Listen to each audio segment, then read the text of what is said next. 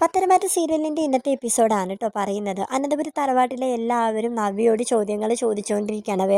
വേറൊന്നിനെ പറ്റിയല്ല. അവൾ വേറൊരു ജ്വല്ലറിയുടെ പരസ്യ മോഡലിംഗ് ആയിട്ട് അവൾ പോയിട്ട് വന്നിരിക്കുകയാണ്.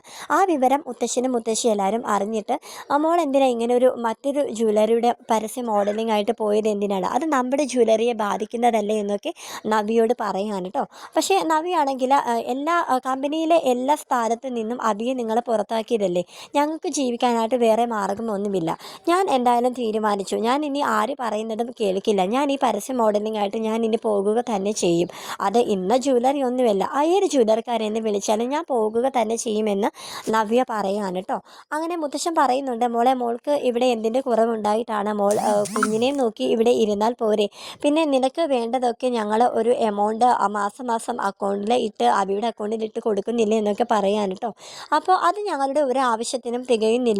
ഇപ്പോൾ അബിയെ നിങ്ങളെല്ലാവരും എല്ലാ കമ്പനിയിൽ നിന്ന് പുറത്താക്കിയിരിക്കുകയാണ്. ഇപ്പോൾ എല്ലാ മേൽനോട്ടവും അനിയെ വരെ ഏൽപ്പിച്ചില്ലേ. അനി ആദ്യം ചെയ്തത് എന്താണ്, അബിയെ എന്നതൊക്കെ പുറത്താക്കുകയല്ലേ അവന് ചെയ്തത്.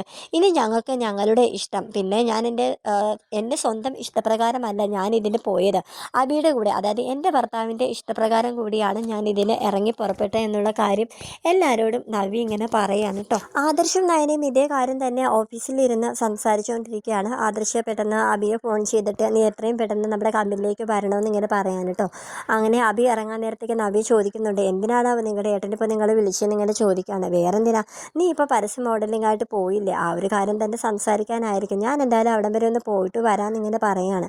അപ്പോൾ നവ്യ പറയുന്നുണ്ട്, നിങ്ങൾക്ക് വേറെ ജോലിയൊന്നും ഇല്ലേ, അയാൾ വിളിക്കുമ്പോൾ ഇങ്ങനെ പോകുന്നത് എന്തിനാ, എന്തായാലും ഞാനൊന്ന് പോയി നോക്കട്ടെ എന്ന് പറഞ്ഞ് അബി ചെല്ലുകയാണ് കേട്ടോ. അപ്പോൾ അബി ചെന്ന ഉടനെ തന്നെ ആദർശാണെങ്കിൽ അവൻ്റെ കോളറിൽ ഇങ്ങനെ പിടിച്ചിട്ട്, എടാ നീ എന്ത് പണി ഇപ്പോൾ കാണിച്ചെന്നൊക്കെ ഇങ്ങനെ അവനോട് ഇങ്ങനെ ചൂടാവുകയാണ്. നീ പറഞ്ഞിട്ടല്ലേ നവ്യ മറ്റൊരു ജ്വല്ലറിയുടെ പരസ്യ മോഡലിംഗ് ആയിട്ട് പോയതെന്ന് ഇങ്ങനെ പറയാണ് കേട്ടോ. അയ്യോ ഏട്ടാ, അതൊന്നും എൻ്റെ സമ്മതപ്രകാരമല്ല, അറിയാലോ അവൾക്ക് പണ്ട് മുതലേ ഈ ഒരു ഫീൽഡിലായിരുന്നു താല്പര്യം. പിന്നെ പോട്ടേന്ന് ചോദിച്ചപ്പോഴത്തേക്കും ഞാൻ എതിർപ്പ് പറഞ്ഞില്ല എന്നേ ഉള്ളൂ. അവൾ എന്തെങ്കിലും ഒരു കാര്യം തീരുമാനിച്ചു കഴിഞ്ഞാൽ അതിൽ ഉറച്ചു തന്നെ നിൽക്കും. അത് നയനടുത്തേക്കും അറിയാവുന്ന കാര്യമല്ലേ എന്നിങ്ങനെ അബി ഇങ്ങനെ പറയുകയാണ്. എന്തായാലും നീ അവിടെ പറഞ്ഞ് തിരുത്തിയാലേ പറ്റത്തുള്ളൂ എന്നും പറഞ്ഞ് അബിയെ വീട്ടിലേക്ക് പറഞ്ഞു വിടുകയാണ് കേട്ടോ. നേരെ അവൻ ചെല്ലുന്നത് വേണുവിൻ്റെ അടുത്തേക്കാണ്. അവിടെ സിയയും നിൽപ്പുണ്ട്. അവർ 3 പേരും കൂടി നയനെയും ആദർശിനെയും തകർക്കാനുള്ള കാര്യങ്ങളൊക്കെ പ്ലാൻ ചെയ്തുകൊണ്ടിരിക്കുകയാണ്.